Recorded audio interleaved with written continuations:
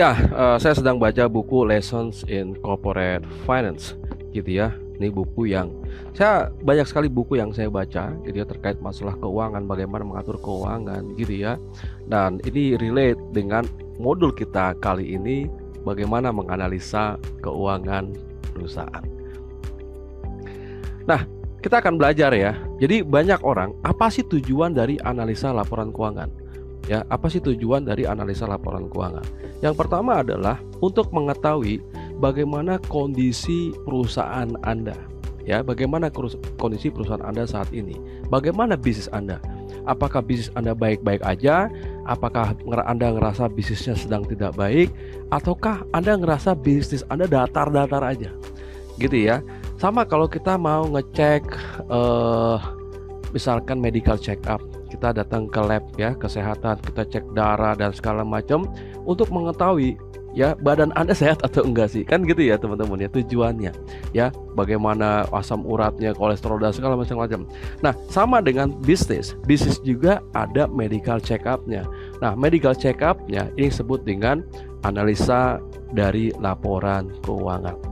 Nah, bagaimana Anda tahu bahwa bisnis Anda sedang baik, sedang tidak baik, ataukah sedang datar-datar aja? Apa indikatornya? Ya, lalu apa gejala-gejalanya? Ya, lalu bagaimana kita menganalisanya? Bagaimana kita mengetahuinya? Tentunya kita harus bisa melihat angka-angka di dalam perusahaan Anda. Nah, bagaimana kita melihat? Nah, pertama gini, kembali lagi ke modul sebelumnya, value creation. Owner, pemilik bisnis, pemegang saham tentunya punya goals. Ya, berapa omset yang ingin dihasilkan atau revenue? Bagaimana profitability-nya? Ya, berapa profit yang ingin dia kejar? Bagaimana cash flow-nya? Lalu berapa target valuasi perusahaannya?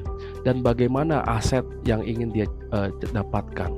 Nah, dari semua keinginannya ini, ya, tentunya kita akan lihat dulu kondisi saat ini. Saya ambil contoh gini ya. Bagaimana caranya ya Anda ke Surabaya? Ya, Anda ke Surabaya. Bagaimana ada caranya ke Surabaya? Nah, bisa beda-beda jawabannya. Jawabannya adalah pertama, emang Anda dari mana? Ya, Anda mungkin bilang nih, ke Surabaya naik pesawat aja coach gitu kan. Saya jawab, ngapain naik pesawat? Orang sekarang saya ada di Sidoarjo kok. Kalau dari Sidoarjo ke Surabaya ya naik sepeda motor juga bisa, betul nggak teman-teman? Tapi kalau Anda misalkan dari Kalimantan, ya pilihannya mungkin bisa pesawat.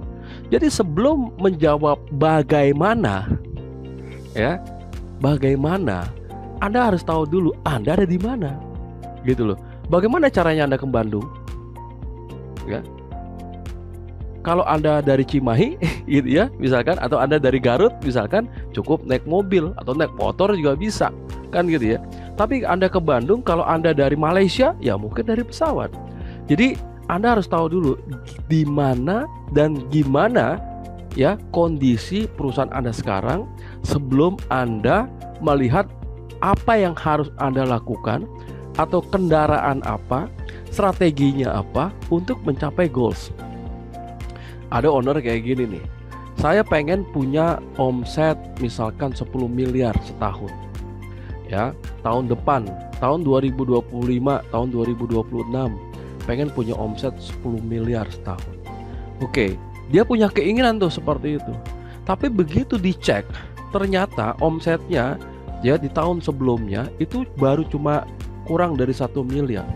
Artinya si owner menginginkan pertumbuhan 1000%. Gitu ya. Nah, ini kan jadi sulit kita capai karena angkanya, gapnya terlalu besar. Ya, begitu juga dengan profitability-nya.